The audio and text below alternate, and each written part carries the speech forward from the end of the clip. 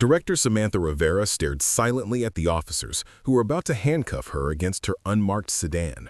Blood would soon trickle from her temple. With one hidden activation of her emergency protocol, she would spring the trap she'd been setting for months. She smiled faintly. "Gentlemen, you have exactly 17 minutes before your world changes forever."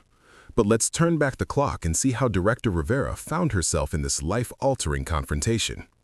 Before we jump back in, tell us where you're tuning in from, and if this story touches you, make sure you're subscribed, because tomorrow I've saved something extra special for you.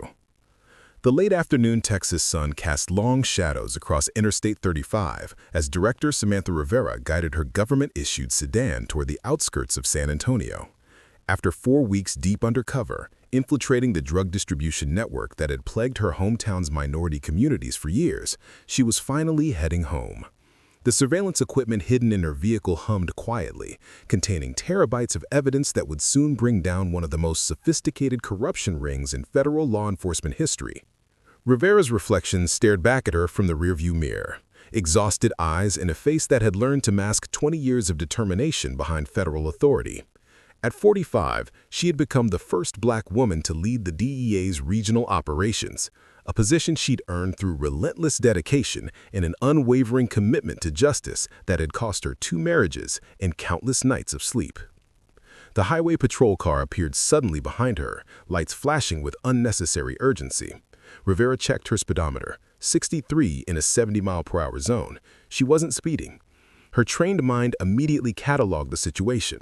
2 officers in the vehicle, aggressive positioning, no apparent cause for the stop. With practiced precision learned from years of dangerous undercover work, she signaled and pulled onto the shoulder, placing her hands at 10 and 2 on the steering wheel. Always be extra careful, her father had warned her decades ago, back when she was just another black teenager in San Antonio's east side. Being black means you don't get the benefit of the doubt, baby girl, especially when you're successful. The memory of those words sent a familiar chill down her spine as 2 officers approached, one on each side of her vehicle. The taller officer, whose nameplate read Cole, rapped on her window with unnecessary force. Rivera lowered it calmly, her federal training keeping her voice steady despite the immediate hostility she sensed. "Good afternoon, officers. How can I help you?" Sergeant Marcus Cole didn't immediately respond, instead scanning the interior of her car with suspicious eyes that lingered on her unmarked federal radio equipment. Her partner, a younger officer whose nameplate identified her as Torres, stood at the passenger window, hand resting on her holster in a way that suggested nerves rather than protocol. "License and registration," Cole finally demanded, his tone clipped and hostile in a way that immediately reminded Rivera of every negative police encounter from her childhood. Rivera nodded, maintaining her composure despite the growing alarm bells in her federal agent's mind. "My credentials are in my wallet, and my registration is in the glove compartment. I'm going to reach for them now." Without waiting for acknowledgement, Cole barked, "Just hurry up." Rivera carefully retrieved her DEA credentials and vehicle registration, which clearly displayed federal government plates. She handed them to Cole, who barely glanced at the official documentation before his expression hardened with something that looked disturbingly like recognition. "This isn't a driver's license," he said, his voice taking on an edge that made Torres shift uncomfortably. "Sir, those are my federal credentials. I'm Director Samantha Rivera, Drug Enforcement Administration. I'm returning from an operation and—" "Step out of the vehicle," Cole interrupted, his hand moving instinctively toward his weapon. The federal credentials seemed to have triggered something in him, a reaction that Rivera's undercover experience immediately flagged as suspicious. Torres looked between her partner and Rivera, clearly uncomfortable with the escalation. "Marcus, maybe we should—" "Now," Cole repeated, ignoring his partner entirely. Rivera knew that arguing would only escalate the situation, but her federal training was screaming warnings. This wasn't a routine traffic stop. This was something entirely different. As she unbuckled her seatbelt and carefully opened her door, she maintained her professional bearing, although her mind was already calculating distances, assessing threats, and preparing for whatever was about to unfold. The contrast was stark. Rivera in her professional attire, federal credentials clearly visible, facing 2 increasingly agitated local officers whose behavior was becoming more and more erratic by the second. "Officers, I understand you're doing your job, but I assure you my identification and authority are legitimate. If there's any question about my credentials, you can contact DEA headquarters or—" Cole stepped closer, his aggressive body language cutting off her words. "Are you telling us how to do our job, Director?" The way he emphasized her title dripped with sarcasm and something darker. "No, sir," Rivera responded evenly, though her federal agent instincts were now screaming danger. "I'm simply offering standard verification procedures." Cole began circling her vehicle, running his hands along the trunk in a way that violated every protocol Rivera knew. "What's in the vehicle? You seem nervous." Rivera maintained her composure despite the baseless accusation. "I'm not nervous, officer. I'm returning from a federal operation. My equipment and documentation are in the vehicle, all properly authorized." "Hands on the car," Cole suddenly commanded. "Excuse me?" Rivera asked, genuinely confused by the sudden escalation. "I said hands on the car, now," Cole shouted, his hand moving to his holster. Rivera complied immediately, placing her palms flat on the hood of her sedan, though every instinct told her this situation was about to spiral completely out of control. The impact came suddenly and without warning. Cole's hand slammed into Rivera's shoulder, spinning her around before forcing her face first against the side of her vehicle. Her temple connected with the metal doorframe with enough force to split the skin, and she felt warm blood begin to trickle down her face. "Stop resisting," Cole shouted, though Rivera had remained completely compliant throughout the encounter. "I'm not resisting, officer. I'm returning from a federal operation. My equipment and documentation are in the vehicle, all properly authorized." "These people always think their credentials make them special," Torres said under her breath, though her voice carried uncertainty. "Probably affirmative action higher anyway," Cole responded with venomous certainty. Rivera remained silent, her federal training kicking in. Assess the situation, identify options, execute the most effective strategy. While the officers were distracted, arguing about whether to place her in their patrol car, Rivera discreetly pressed a specific sequence on the emergency device concealed in her sleeve. 3 short pulses, 2 long ones. Operation Clean Sweep was now active. In her mind, Rivera flashed back to the moment 6 months earlier when she had stood before a panel of federal judges and prosecutors proposing this exact scenario. "These officers don't know they're under investigation," she had explained. "When they encounter federal authority they can't control or dismiss, their true nature will emerge, and when it does, we'll be ready." The device she had just activated was connected to a comprehensive monitoring system that had been recording every word, every action, every violation of her civil rights. Satellite surveillance was already repositioning, federal agents were receiving immediate alerts, and the most sophisticated law enforcement response protocol in DEA history was beginning to unfold. As if sensing her moment of strategic activation, Cole yanked her roughly away from the car. "You think you're special because of that badge? You people are all the same underneath." Rivera remained silent, mentally counting down. The protocol had specific time frames: 3 minutes for initial alerts, 7 minutes for tactical positioning, 12 minutes for command notification, 17 minutes for full response deployment if necessary. Cole and Torres were still arguing about charges they could fabricate when the first unmarked black SUV appeared in Rivera's peripheral vision, pulling silently onto the shoulder behind their patrol car. Then another, and another. The officers didn't notice immediately, too focused on Rivera and their own increasingly frantic conversation. It was only when the doors opened and 6 individuals in plain clothes with unmistakable federal bearings stepped out that Torres nudged her partner nervously. "Marcus, we've got company," she said quietly, her voice carrying a new note of concern. Cole turned, his expression changing from annoyance to confusion as more vehicles arrived, creating a precise tactical perimeter around the scene. Rivera allowed herself the smallest smile as she saw recognition dawn in the officer's eyes. They had made a terrible mistake, and they were about to learn exactly how terrible. Within 3 minutes of her activation, automatic alerts had been dispatched to DEA headquarters, the FBI Civil Rights Division, and the Department of Justice. Federal surveillance resources had been immediately redirected, capturing high-definition footage of the scene from multiple angles. Every word and action from this point forward would be documented with irrefutable precision.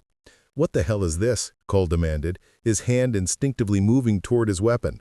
A trim man in a charcoal suit approached calmly.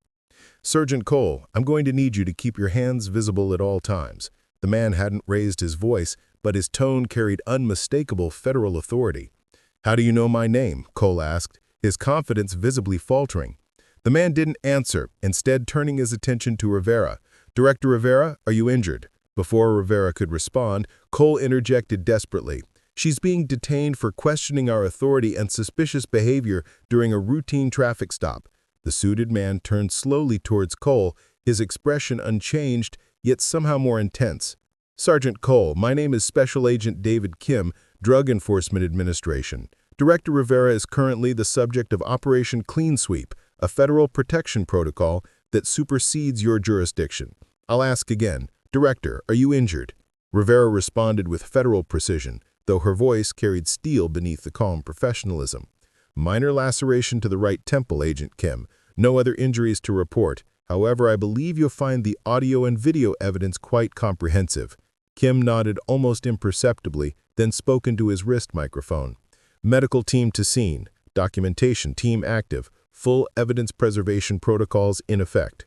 Within seconds, 2 federal medics approached, while others began photographing and recording the scene from multiple angles. Torres shifted nervously, watching the systematic federal response with growing panic. "Listen, this is just a routine traffic stop that got a little complicated. There's no need for all this, whatever this is." As she spoke, more vehicles arrived, one bearing DEA insignia, another unmarked but clearly federal, and a third that Rivera recognized as belonging to the Department of Justice Civil Rights Division. "Officer Torres," Kim replied with dangerous calm, "Director Rivera is not a suspect in anything. She is a decorated federal agent who activated an emergency protocol after being physically assaulted while conducting official federal business." Cole attempted to reassert control, though his voice now carried a tremor of uncertainty. "Look, we can release her now if there's been some kind of misunderstanding." "Negative," Kim interrupted flatly. "Evidence preservation protocols are now in effect.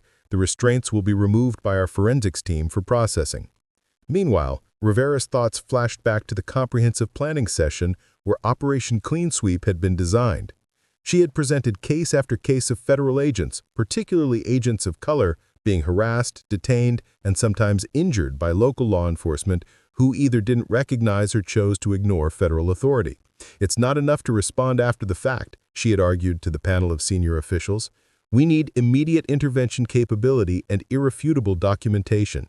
We need to turn these incidents into opportunities for comprehensive investigation." The memory gave Rivera strength as she stood bleeding on the roadside, watching as the protocol she had designed systematically dismantled the officer's authority and began the evidence-gathering process that would expose the corruption network she had spent months infiltrating. A secure communication device was brought to Kim, who listened intently before looking directly at Cole and Torres. "Your police chief is receiving a briefing call from DEA headquarters right now. Your department's federal liaison is being contacted, and your district attorney is about to receive some very interesting evidence." Cole's face had gone pale. Torres looked as though she might be sick. "Sir, one of the federal technicians reported to Kim, we've secured the dash cam footage and have successfully accessed both officers' body cam data remotely." Kim nodded. "And satellite coverage?"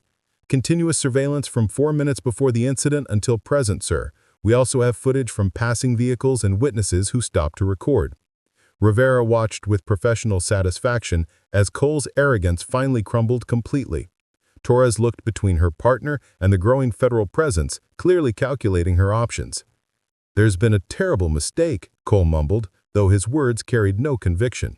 "Yes," Rivera said, speaking directly to him for the first time since the federal agents arrived, her voice carrying the authority of 20 years in federal law enforcement and the steel of someone who had just sprung a months-long trap.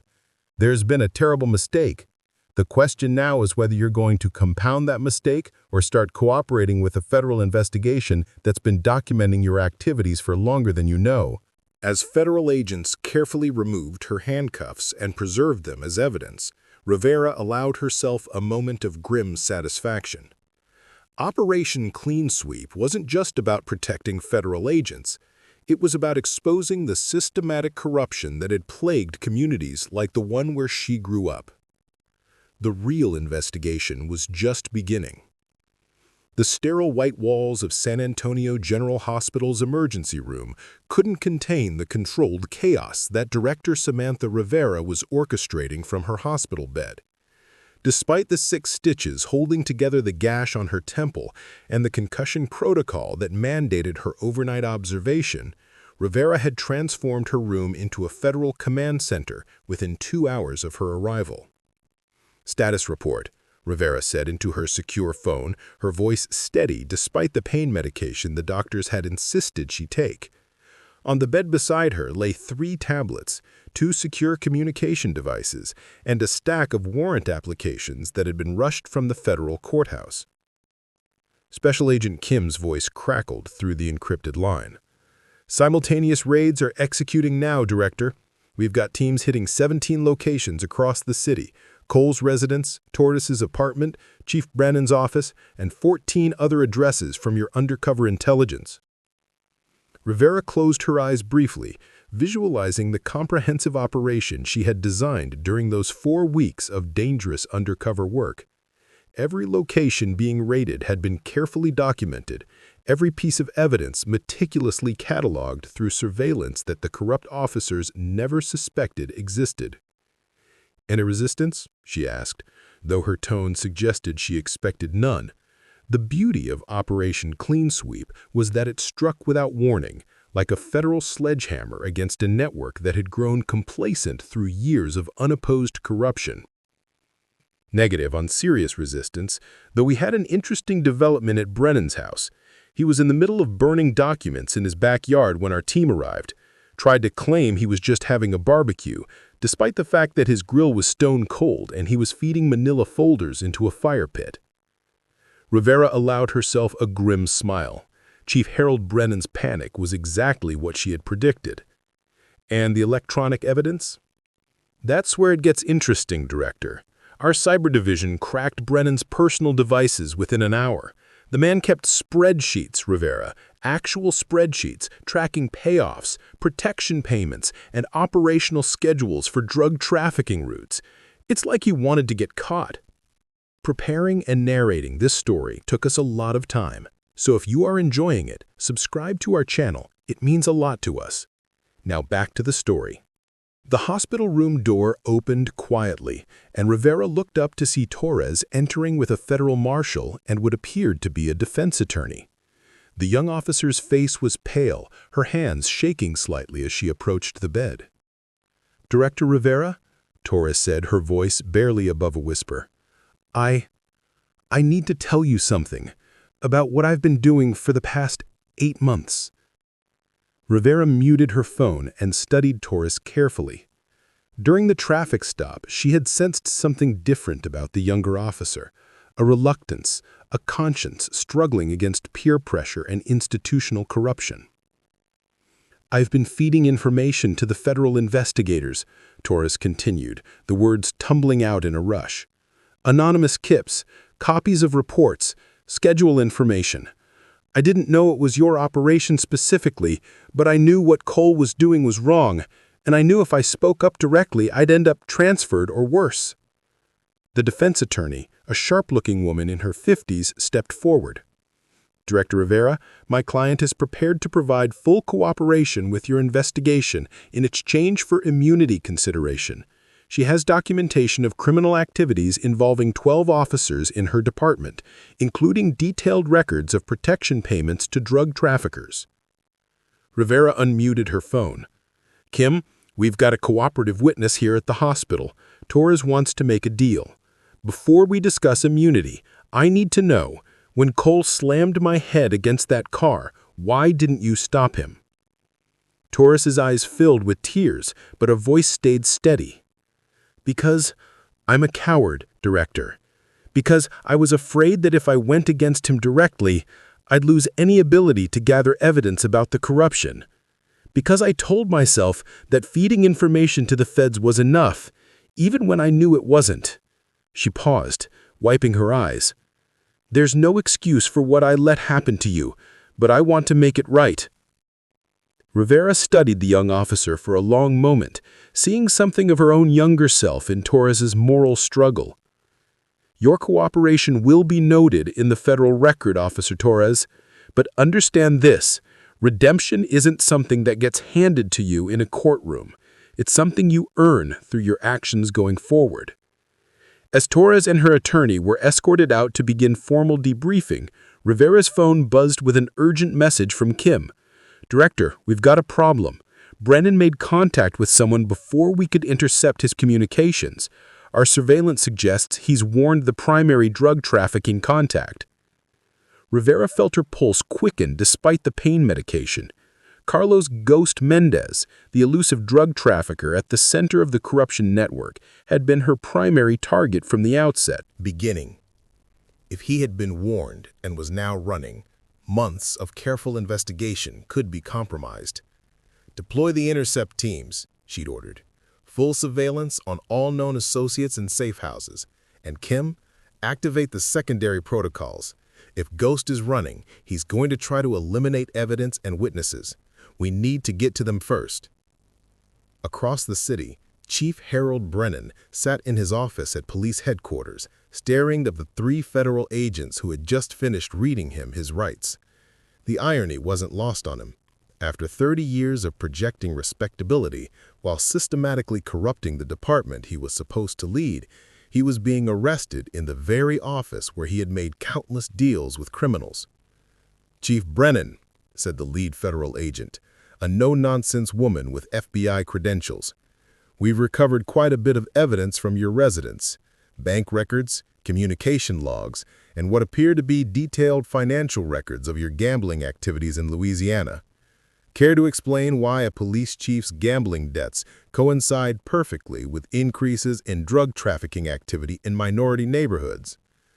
Brennan's lawyer, hastily summoned from his usual corporate practice, looked distinctly uncomfortable as he shuffled through the evidence folders. My client will be exercising his right to remain silent pending a full review of these materials. That's his choice, the FBI agent replied calmly. But he should know that we've already arrested 8 of his officers, seized over $2 million in cash and drugs, and recovered communications that directly implicate him in conspiracy to distribute narcotics. The window for cooperation is closing rapidly. Meanwhile, in a warehouse on the east side of San Antonio, Carlos Ghost Mendez was experiencing the kind of panic he thought he had left behind years ago. The carefully constructed network of police protection that had allowed his operation to flourish was collapsing in real time, and the federal agents he had spent years avoiding were now systematically dismantling everything he had built. How many of our people are compromised? He demanded of his lieutenant, a nervous man called Flacco, who had been monitoring police communications for the organization. All of them, Jefe. Brennan, Cole, the whole network. The feds knew everything, locations, schedules, payoff amounts. Someone was feeding them information for months. Ghost paced the warehouse floor, his strategic mind racing through options that were rapidly dwindling to nothing. His network had been built on the assumption that local law enforcement could be bought and controlled. Federal agents were an entirely different category of problem. They couldn't be intimidated or purchased, and they had resources that local criminals simply couldn't match. Start the burn protocols, he ordered finally. Destroy everything, communications, financial records, operational data. And get word to our people in Houston and Dallas. This operation is blown, and the feds are probably already coordinating with other regions. As his organization began the frantic process of evidence destruction, Ghost couldn't shake the feeling that this federal operation had been too precise, too well-informed to be the result of standard law enforcement investigation. Someone with deep knowledge of his network had been feeding information to the authorities, and the timing of the assault on the federal agent seemed almost too convenient. Back at the hospital, Rivera was receiving updates that confirmed her worst fears and her greatest hopes simultaneously. Her secure phone buzzed with a priority message from the DEA's regional coordinator. "Director, media outlets are starting to report on the raids. Local news is calling it the largest corruption bust in Texas history. How do you want to handle public communications?" Rivera looked out her hospital room window at the growing crowd of news vans in the parking lot. The story was breaking faster than she had anticipated, which meant the investigation's timeline was accelerating beyond the careful schedule she had planned. "Prepare a statement focusing on the protection of federal agents and the commitment to rooting out corruption, but emphasize that this investigation is ongoing and that more arrests are likely. We don't want the remaining targets to think they're safe." Her phone rang immediately, her sister Maria's number appearing on the screen. Rivera hesitated before answering, knowing that the conversation was about to become deeply personal in ways that could complicate her professional objectivity. "Samantha?" Maria's voice was tight with emotion. "I just saw the news. They're saying a federal agent was assaulted during a traffic stop and that it led to some massive drug bust. Please tell me that wasn't you." Rivera closed her eyes, feeling the weight of years of careful separation between her professional and personal lives suddenly collapsing. "Maria, I need you to listen to me very carefully. I'm fine, but I'm about to ask you to do something that might be difficult." "It was you, wasn't it? Those bastards hurt you, and now you're going after them?" Maria's voice carried the fierce protectiveness that had characterized their relationship since childhood, tempered by the activist instinct that had made her a community organizer. "The corruption we've exposed goes back years, Maria. It's connected to the drugs that have been flooding our neighborhoods, including the ones that killed your son. This investigation isn't just about what happened to me. It's about systematic injustice that has been destroying our community." There was a long silence on the line before Maria spoke again, her voice now carrying steel beneath the emotion. "What do you need me to do?" Maria Rivera stood before a packed community center in San Antonio's East Side, looking out at faces that reflected decades of frustration with police corruption and drug-related violence. The revelation that her sister, the federal agent she had always worried about but never fully understood, was at the center of the biggest law enforcement corruption bust in Texas history, had transformed Maria from protective sister to reluctant spokesperson overnight. "My sister didn't ask me to be here tonight," Maria began, her voice carrying the authority of someone who had organized countless community meetings over the years. "But when I learned that the officers who assaulted a federal agent are the same ones who have been protecting the drug traffickers destroying our neighborhoods, I knew we couldn't stay silent." In the audience, Detective Ray Sullivan sat uncomfortably in the back row, still wearing his police uniform despite being officially off-duty. The 20-year veteran had spent the last 6 hours in federal interviews, providing testimony about suspicious activities he had observed but never been able to prove. The relief of finally being able to speak truth about departmental corruption was tempered with guilt over his years of silence. "Detective Sullivan," called out Mrs. Rodriguez, an elderly woman whose grandson had been killed in drug-related violence 2 years earlier. "You've been in that department for decades. How could you not know what was happening?" Sullivan stood slowly, feeling the weight of every eye in the room. "Mrs. Rodriguez, I suspected. God help me, I suspected for years. But suspicion isn't evidence, and evidence is what the federal agents needed to build cases that would actually put these corrupt cops in prison." His voice grew stronger as he continued. "What Director Rivera and her team did was create a situation where the corruption couldn't hide anymore. They forced these officers to reveal their true nature, and they documented everything with evidence that will stand up in federal court." Maria nodded at Sullivan, recognizing a potential ally in the difficult work of rebuilding trust between law enforcement and the community. "Detective Sullivan has agreed to work with community leaders to implement oversight measures that will prevent this kind of corruption from taking root again." Across town, Judge Evelyn Carter was working late in her federal chambers, reviewing evidence packages that had been arriving throughout the day. The scope of the corruption revealed by Operation Clean Sweep was staggering, but Carter's experience with civil rights cases had taught her to be meticulous about ensuring that every piece of evidence would withstand aggressive defense challenges. The assault on Director Rivera was the catalyst, but this investigation reveals systematic violations of civil rights that span multiple years. We're not just prosecuting individual corrupt officers, we're documenting a pattern of institutional failure. Carter's phone buzzed with a secure message from the Department of Justice. Judge Carter, we're expanding the investigation to include 3 additional Texas cities where similar corruption patterns have been identified. Director Rivera's protocols are being implemented statewide. Meanwhile, in a secure interview room at federal headquarters, Officer Jenny Torres was providing testimony that would become the foundation for dozens of prosecutions. Her defense attorney had negotiated limited immunity in exchange for complete cooperation, and Torres was proving to be the kind of witness that federal prosecutors dream about: detailed, credible, and motivated by genuine remorse. Cole had a system, Torres explained to the team of federal agents recording her testimony: projection routes, payment schedules, operational intelligence that he would share with drug traffickers. He called it community policing, but it was really just organized crime with badges. Special Agent Kim, monitoring the interview from an adjacent room, sent a secure message to Rivera at the hospital. Director, Torres's testimony corroborates everything from your undercover intelligence. We've got enough evidence to prosecute not just the officers, but the entire network of traffickers they were protecting. Back at the hospital, Rivera was fielding calls from federal coordinators across multiple states who wanted to implement Operation Clean Sweep protocols in their own regions. The assault she had endured was becoming the catalyst for a national conversation about law enforcement corruption and the protection of federal agents. Her sister Maria's call came through as she was finishing a briefing with prosecutors.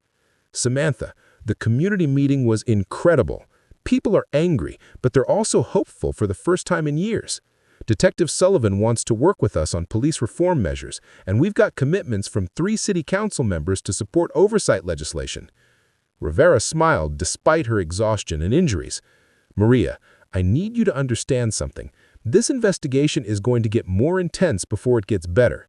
Ghost Mendez is still out there, and desperate criminals do desperate things. I need to know that you and the community organizers are taking security precautions." "We've already coordinated with federal agents about protection measures," Maria replied, her activist instincts having anticipated the danger. "But Samantha, this is bigger than just catching criminals. This is about rebuilding trust, about proving that justice is possible even when the system is corrupt." As Rivera ended the call with her sister, she reflected on how the personal violation she had endured during that traffic stop was now becoming the foundation for systemic change that could protect countless others. The assault had been the catalyst, but the real work of justice was just beginning. Her secure phone buzzed with an urgent message from Agent Kim. "Director, we've located Ghost Mendez. He's holed up in a compound outside Houston with approximately 12 associates. Federal tactical teams are requesting authorization to move. Your orders?" Rivera looked out her hospital room window at the news vans and community supporters who had gathered throughout the day, then back at the message on her phone. The next phase of Operation Clean Sweep was about to begin. The compound outside Houston looked like a fortress in the pre-dawn darkness, its high walls and security cameras testament to Ghost Mendez's paranoia and the millions of dollars his drug operation had generated over the years. Federal tactical teams had been in position for 3 hours, waiting for the authorization that would come directly from Director Rivera's hospital bed in San Antonio. Inside the compound, Ghost was making the kind of desperate decisions that had kept him alive in the drug trade for over a decade. The systematic destruction of his network by federal agents had triggered every survival instinct he possessed, and those instincts were telling him that someone had to pay for the betrayal that had brought his empire crashing down. "Find out who's been talking to the feds," he ordered his lieutenant, Flacco, while methodically destroying hard drives with a sledgehammer. "Start with everyone who knew about the police protection arrangements. Someone with inside knowledge set this trap." Flacco shifted nervously, clearly uncomfortable with the direction his boss's paranoia was taking. "Jefe, maybe it's time to consider running. We've got contacts in Mexico who could." The sound of Ghost's pistol being cocked silenced him immediately. "Nobody runs until we clean up this mess. The feds think they're smart, but they don't understand how this business really works. You want to survive a federal investigation? You eliminate the witnesses. Meanwhile, in San Antonio, Chief Harold Brennan was discovering that 30 years of projecting authority meant nothing when facing federal prosecutors who had spent months building an airtight case against him. Sitting in the federal building's interview room, flanked by his increasingly desperate attorney, Brennan was learning that his options had dwindled to cooperation or spending the rest of his life in federal prison. "Chief Brennan," said Assistant U.S. Attorney Sarah Chen, spreading photographs across the table like playing cards. "These are surveillance photos of you meeting with Carlos Mendez at various locations over the past 18 months. We have audio recordings of you providing operational intelligence about federal drug enforcement activities. We have bank records showing payments that correspond exactly with your gambling debts in Louisiana." Brennan's attorney, a corporate lawyer who had never handled federal criminal cases, looked increasingly pale as the evidence mounted. "My client is prepared to discuss a cooperation agreement in exchange for significant sentence reduction." She smiled coldly. "Your client had that opportunity yesterday morning, before he decided to burn documents in his backyard and warn his criminal associates about ongoing federal operations. The cooperation window is closing rapidly, and frankly, we have enough evidence to convict without his help." At that moment, Brennan's secure phone buzzed with a text message that made his blood run cold. "You talked, now you pay. G." Back at the hospital, Rivera was fielding increasingly urgent reports from Agent Kim about threatening communications intercepted from Ghost's organization. Despite her doctor's protests, she had checked herself out against medical advice and was now coordinating the final phase of Operation Clean Sweep from a secure federal facility. "Director, we've got credible intelligence that Mendez has ordered attacks on witnesses and federal personnel.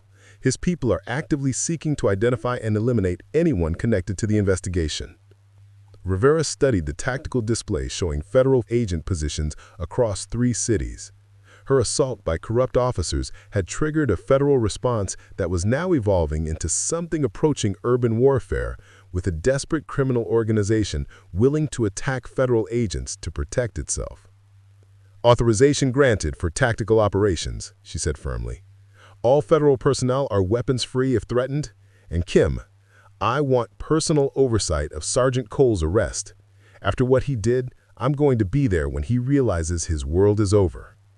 Officer Jenny Torres was experiencing her own form of desperation, though hers was driven by guilt rather than criminal liability. In the federal interview room where she had been providing testimony for the past 12 hours, she was systematically dismantling the careers and freedom of officers she had worked alongside for 3 years. Cole wasn't just taking bribes, he was actively planning drug operations, providing intelligence about federal activities, and using his authority to intimidate witnesses. He called it proactive community policing, but it was really just organized crime. The prosecutor leaned forward. "Officer Torres, you've mentioned several times that Cole seemed to have information about federal operations. How was he obtaining that intelligence?"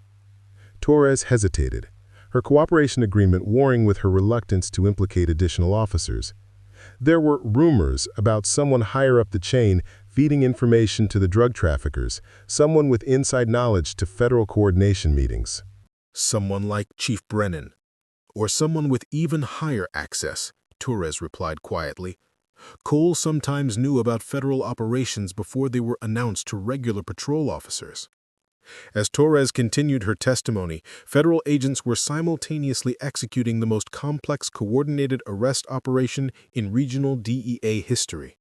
17 teams were moving simultaneously against targets across 3 cities, with satellite coordination and real-time intelligence sharing that represented the pinnacle of federal law enforcement capability.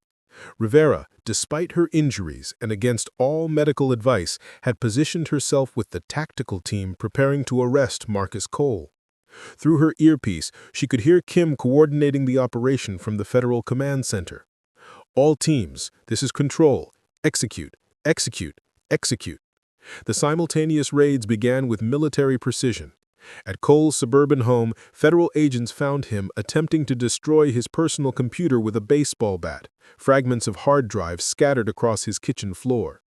At Chief Brennan's office, tactical officers discovered him trying to flush USB drives down the toilet of his private bathroom. But it was Ghost Mendez's compound outside Houston that provided the most dramatic confrontation. Federal agents had barely breached the perimeter when automatic weapons fire erupted from multiple positions within the facility. Federal agents under fire, came the report through Rivera's earpiece, requesting immediate air support and additional tactical units. Rivera felt her pulse quicken as she realized that her investigation had evolved into the kind of armed confrontation that could result in federal agent casualties. The assault she had endured during that traffic stop had triggered a response that was now putting other agents in mortal danger. Dawn was breaking over San Antonio when the final phase of Operation Clean Sweep reached its climax. Director Rivera, wearing a tactical vest despite her injuries, stood outside Marcus Cole's suburban home as federal agents prepared to execute the arrest warrant that would bring symbolic closure to the assault she had endured 3 days earlier. Through her earpiece, she could hear simultaneous operations unfolding across the region. Target Alpha secured, Chief Brennan in custody at police headquarters. Target Bravo engaged, the ongoing firefight at Ghost Mendez's compound. Target Charlie fleeing, one of the corrupt officers attempting to escape through the Houston airport.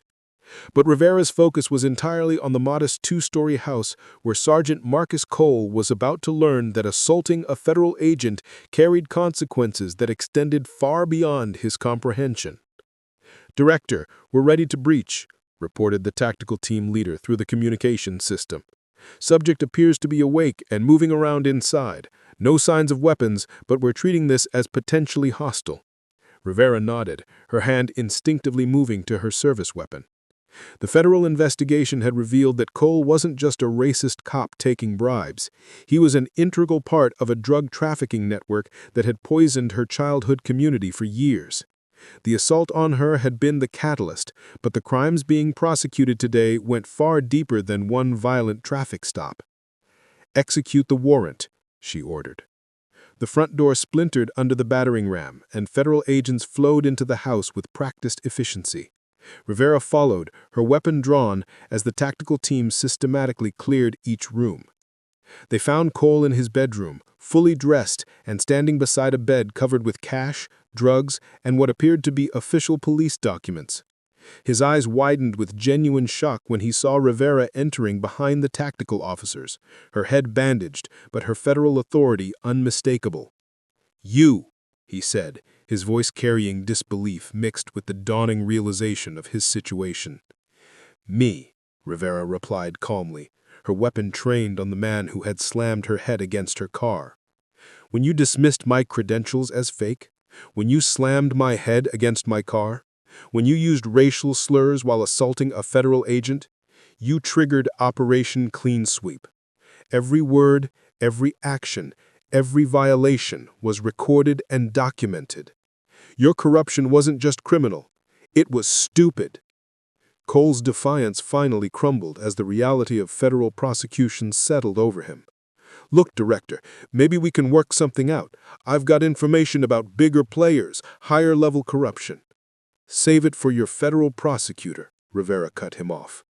"You had your chance to be a real police officer. Instead, you chose to be a criminal with a badge." Across the city, similar scenes were playing out as the coordinated arrests dismantled the entire corruption network.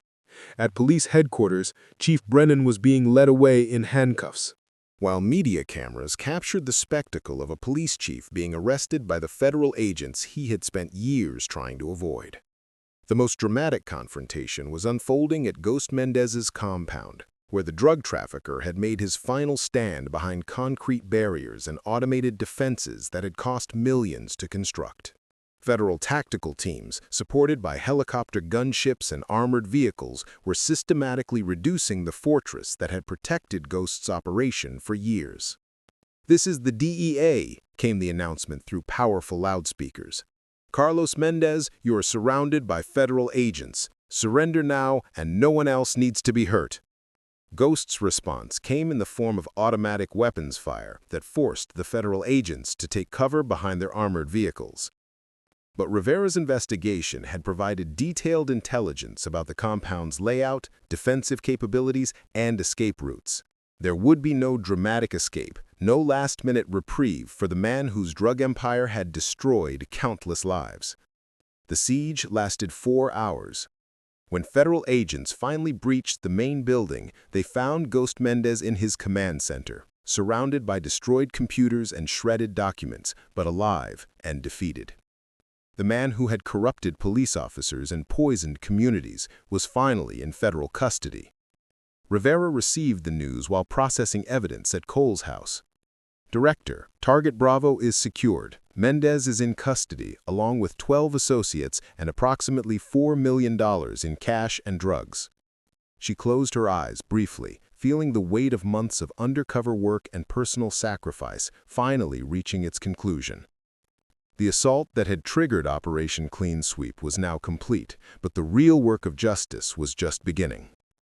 6 weeks after the coordinated arrests that had dismantled the corruption network, federal prosecutor Sarah Chen stood before a packed courtroom in downtown San Antonio, preparing to present the government's case against the first defendant to go to trial, former Sergeant Marcus Cole.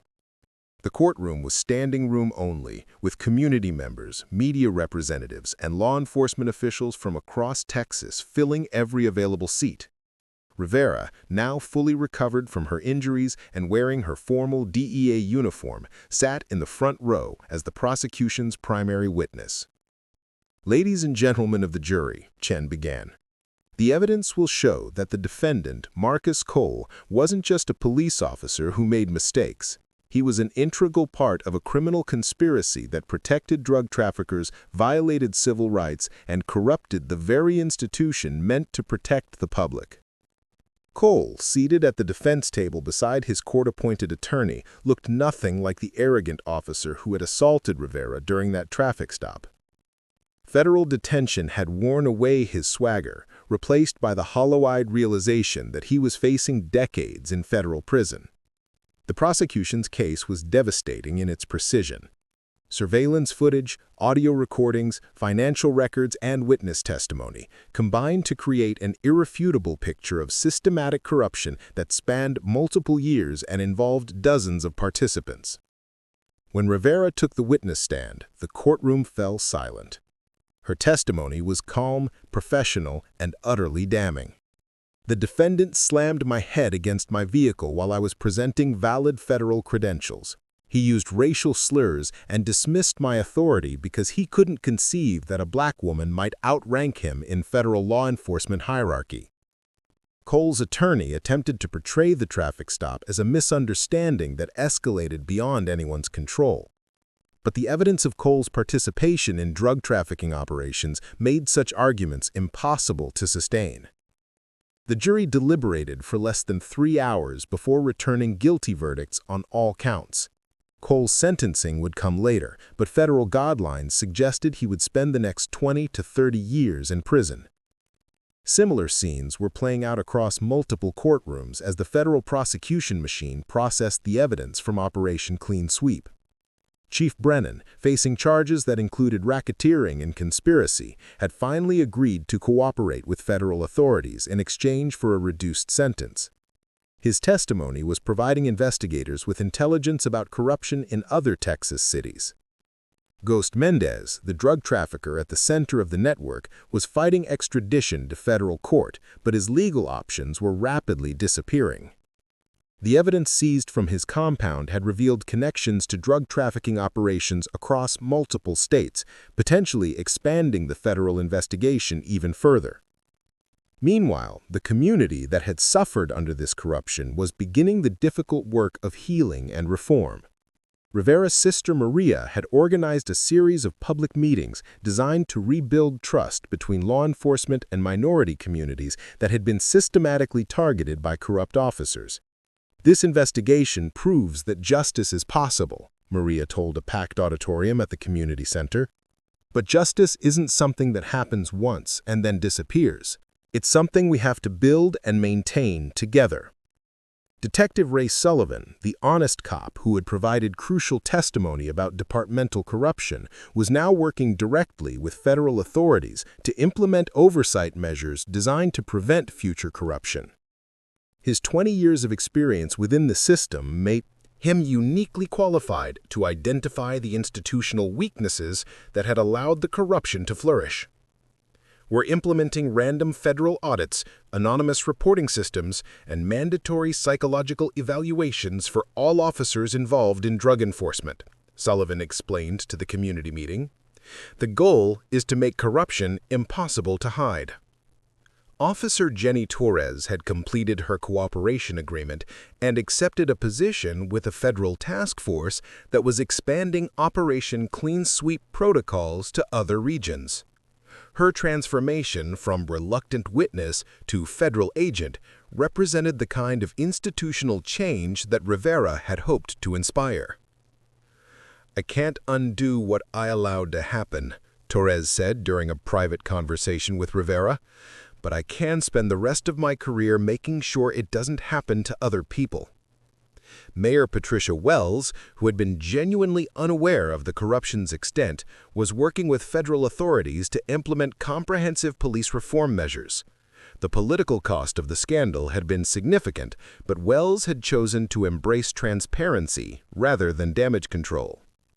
"This city failed Director Rivera and countless others," Wells said during a press conference announcing the reform measures. "We're going to rebuild our law enforcement agencies from the ground up, with federal oversight and community input at every level." Judge Evelyn Carter, who was overseeing multiple prosecutions resulting from the investigation, reflected on the broader implications during a break between hearings. The Operation Clean Sweep protocols were being studied by federal law enforcement agencies across the country, potentially transforming how federal agents were protected when operating in jurisdictions with suspected corruption. Director Rivera's investigation has revealed systematic failures that extend far beyond one corrupt police department, Judge Carter explained to a gathering of federal prosecutors. "We're looking at implementing these protection protocols nationwide because corrupt officers don't respect jurisdictional boundaries." As Rivera reviewed the comprehensive results of Operation Clean Sweep from her DEA office, she reflected on how personal violation had become the catalyst for systematic change. 17 officers had been arrested, hundreds of drug trafficking cases were being prosecuted, and federal oversight was being implemented across multiple law enforcement agencies. Her secure phone buzzed with a priority message from DEA headquarters. "Director Rivera, based on the success of Operation Clean Sweep, you're being assigned to lead a national task force on law enforcement corruption. Report to Washington next month for briefings." Rivera looked out her office window at the San Antonio skyline, thinking about the community where she had grown up and the forces that had shaped her into the federal agent she had become. The assault she had endured during that traffic stop had triggered consequences that were still rippling outward, transforming law enforcement practices and community relations in ways that would persist for decades. The real measure of Operation Clean Sweep's success wouldn't be the prosecutions or the media coverage. It would be whether other federal agents, other community members, other victims of corruption would find justice more accessible because of the precedents established during those 48 hours of coordinated federal response. Justice, Rivera had learned, wasn't a destination. It was a process that required constant vigilance, institutional support, and the courage to transform personal violation into systematic change. 6 months after the coordinated arrests that had dismantled the most sophisticated police corruption network in Texas history, Director Samantha Rivera stood at the podium in the DEA's Washington headquarters, addressing an audience that represented the future of federal law enforcement. The auditorium was filled with agents, prosecutors, and law enforcement officials from across the nation who had come to learn about the protocols that were transforming how federal agents operated in potentially hostile jurisdictions. The scar on Rivera's temple had faded to a thin white line, barely visible unless someone knew to look for it. But the impact of the assault that had created that scar continued to ripple outward through federal law enforcement in ways that were reshaping entire agencies. Operation Clean Sweep began with a traffic stop, Rivera told the assembled crowd, her voice carrying the authority of someone who had transformed personal violation into systematic change. But it ended with a fundamental shift in how we protect federal agents and prosecute corruption. The protocols we developed in Texas are now being implemented in 47 states, with federal oversight capabilities that didn't exist a year ago. In the audience, Special Agent David Kim watched with pride as his director outlined the comprehensive reforms that had emerged from that terrible day on the San Antonio highway. The emergency response system that saved Rivera and exposed the corruption network was now standard equipment for federal agents operating in high-risk jurisdictions across the country. The key innovation wasn't the technology. It was the recognition that corruption thrives in isolation. When federal agents are cut off from backup, when local law enforcement can intimidate or assault federal personnel without immediate consequences, corruption becomes possible. Our new protocols eliminate that isolation. The statistics on the screen were impressive. 17 federal agents had activated similar protocols in other states, leading to the exposure of corruption networks in cities from Louisiana to Arizona. More than 300 officers had been arrested, thousands of drug trafficking cases had been prosecuted, and federal oversight was being implemented in law enforcement agencies that had operated without effective supervision for decades. But Rivera knew that the real measure of success wasn't in the statistics. It was in the communities that were beginning to trust law enforcement again, and in the federal agents who could now operate with the confidence that their authority would be protected and their safety ensured. After her presentation, Rivera returned to her office to find her sister, Maria, waiting with a stack of community newspapers and a bottle of champagne that neither of them would drink. The relationship between the federal agent and the community organizer had evolved from protective concern to genuine partnership, with Maria now serving as the community liaison for the federal oversight programs being implemented across Texas. "Look at this," Maria said, spreading the newspapers across Rivera's desk. Each one carried headlines about police reform, community oversight, and the measurable improvements in community police relations that had followed the Operation Clean Sweep prosecutions. East Side crime down 40% after police reform, Rivera read from the San Antonio Express News. Community leaders praise new oversight measures. "This is what we were hoping for, Maria. Not just prosecutions, but actual change." Maria nodded, her activist instincts satisfied in a way they hadn't been for years. "Detective Sullivan called this morning. They've had 0 complaints about racial profiling in the past 3 months. 0, Samantha. When was the last time anyone could say that about the SAPD?" Rivera smiled, thinking about the honest cop who had finally found the institutional support to implement the reforms he had wanted to pursue for decades. Sullivan was now heading the department's new Community Relations Division, working directly with federal oversight teams to ensure that the corruption exposed by Operation Clean Sweep could never take root again. The transformation hadn't been without challenges. Several officers had resigned rather than submit to the new oversight measures, and some community members remained skeptical of any law enforcement promises. But the data showed measurable progress. Civilian complaints down, community cooperation with investigations up, and drug trafficking arrests targeting actual criminals rather than convenient scapegoats for minority communities. Rivera's phone buzzed with a secure message from DEA Administrator Patricia Valdez. "Director Rivera, your promotion to Assistant Administrator has been approved by the Attorney General. You'll be overseeing the new National Anti-Corruption Task Force. Congratulations on building something that will protect federal agents for generations."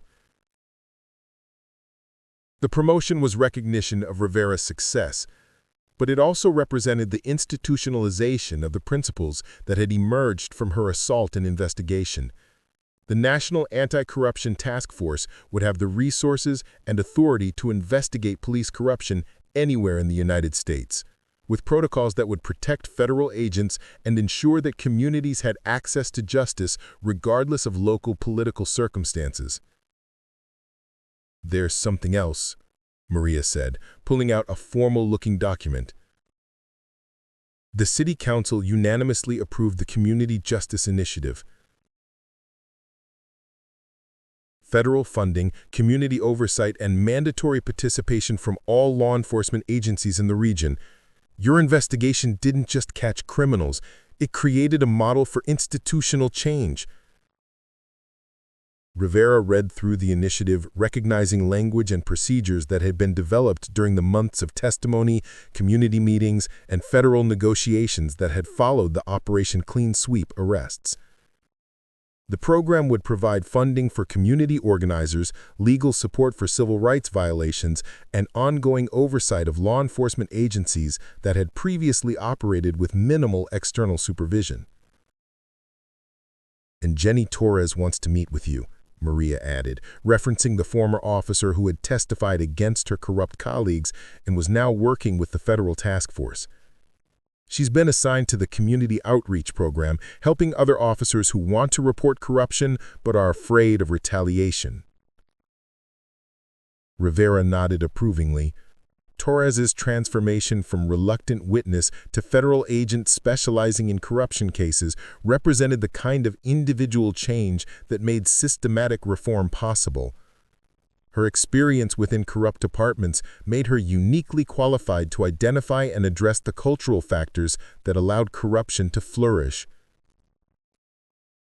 "What about Cole and the others?" Rivera asked, though she already knew the answer. "Federal prison," Maria replied with grim satisfaction. "Cole got 25 years, Brennan got 15, Ghost Mendez is looking at life without parole.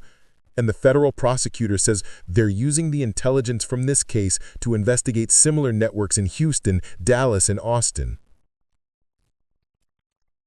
Rivera walked to her office window, looking out at the Washington skyline while thinking about the path that had brought her from that highway in Texas to the center of federal law enforcement reform.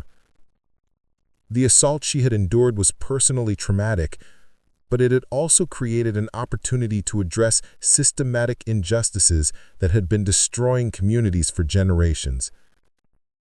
Her secure phone rang with a call from Judge Evelyn Carter, who was overseeing the final prosecutions from the Operation Clean Sweep investigation.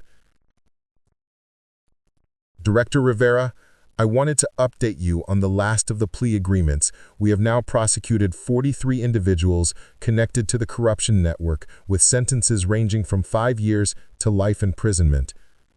The financial recovery has exceeded $12 million, which is being returned to the communities that were harmed by this corruption." "And the institutional changes?" Rivera asked, though she suspected she knew the answer. "Unprecedented," Judge Carter replied. "The federal oversight agreements are being studied by law schools and government agencies across the country. You've created a legal framework for addressing police corruption that will be used for decades." After ending the call with Judge Carter, Rivera opened her laptop to review the speech she would be giving the next day at the National Conference of Community Organizers. The invitation had come from grassroots activists who saw Operation Clean Sweep as proof that federal law enforcement could be an ally in the fight for civil rights rather than an obstacle to overcome. The speech would outline the principles that had guided the investigation and the reforms that had followed: transparency, accountability, community involvement, and the recognition that law enforcement legitimacy depended on earning and maintaining public trust rather than demanding it through authority alone. As she reviewed her notes, Rivera reflected on the personal cost of the investigation that had transformed her career and her understanding of justice. The assault had been traumatic, the months of trials and testimony had been exhausting, and the constant media attention had been intrusive. But the systematic changes that had resulted from that trauma were protecting other federal agents and serving communities that had been abandoned by corrupt law enforcement for generations. Her assistant knocked and entered with a package that arrived by special delivery. Inside was a framed photograph of the community center in San Antonio's East Side, signed by dozens of community members who had participated in the police reform meetings organized by Maria and Detective Sullivan. The inscription read, "To Director Rivera, thank you for proving that justice is possible. Your courage changed our community." Rivera placed the photograph on her desk, next to the commendations and awards that had accumulated over her 20-year career. The community recognition meant more than the federal honors because it represented the real purpose of her work, protecting people who couldn't protect themselves, and ensuring that institutional power served justice rather than perpetuating injustice. Her phone buzzed with a text message from Torres. "Director, we've got reports of similar corruption patterns in Phoenix. The local DEA office has requested assistance implementing clean sweep protocols. When can you travel?" Rivera smiled as she typed her response. "Pack the surveillance equipment, we leave tomorrow." The work would never be finished. Corruption was like a virus that adapted to new conditions and found new ways to infect institutions designed to serve the public. But the protocols and procedures that had emerged from Operation Clean Sweep had created an immune system that could identify and eliminate corruption before it could establish itself and cause the kind of systematic harm that had plagued communities for generations. As she prepared to leave her office for the evening, she looked once more at the community photograph on her desk and thought about the highway stop that had changed everything. The officers who had assaulted her had seen a black woman whose authority they could dismiss and whose dignity they could violate without consequences. They had been wrong about the consequences. The federal investigation that had followed their assault had exposed corruption, prosecuted criminals, reformed institutions, and created precedents that would protect other federal agents and serve other communities across the nation. Personal violation had become systematic justice. Individual trauma had become institutional change. And one woman's courage had become a model for law enforcement reform that would endure for decades. Rivera gathered her materials for the next day's speech, thinking about the federal agents who would benefit from the protocols she had developed and the communities that would receive justice because of the precedents established by Operation Clean Sweep. The scar on her temple might fade completely with time, but the changes that had resulted from the assault that created it would protect people she would never meet in places she might never visit. That was the real legacy of Operation Clean Sweep.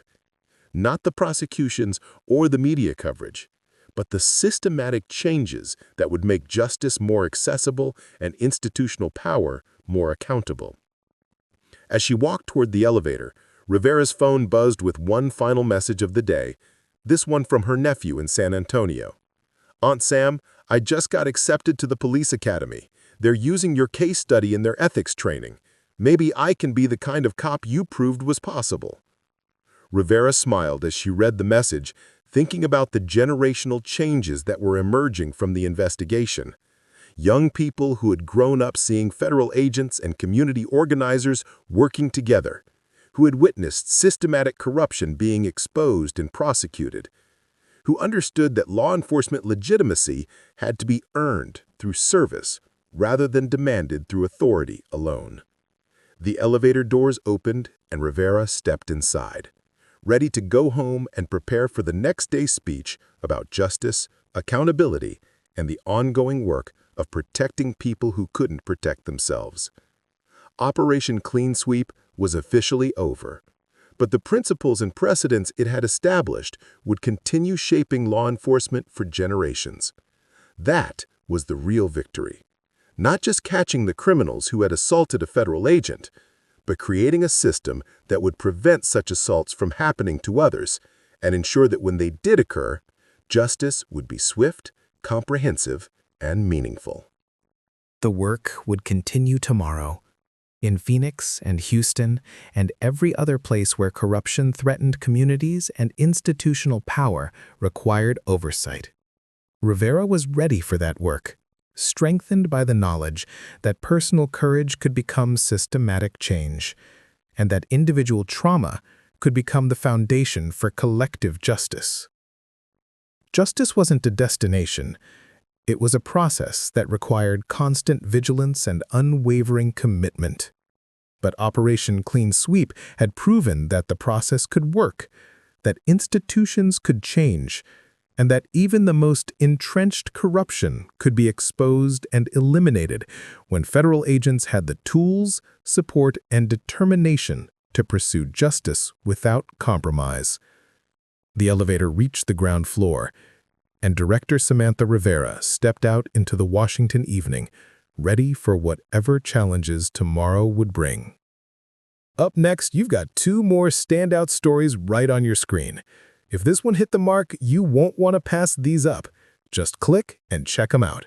And don't forget to subscribe and turn on the notification bell so you don't miss any upload from us.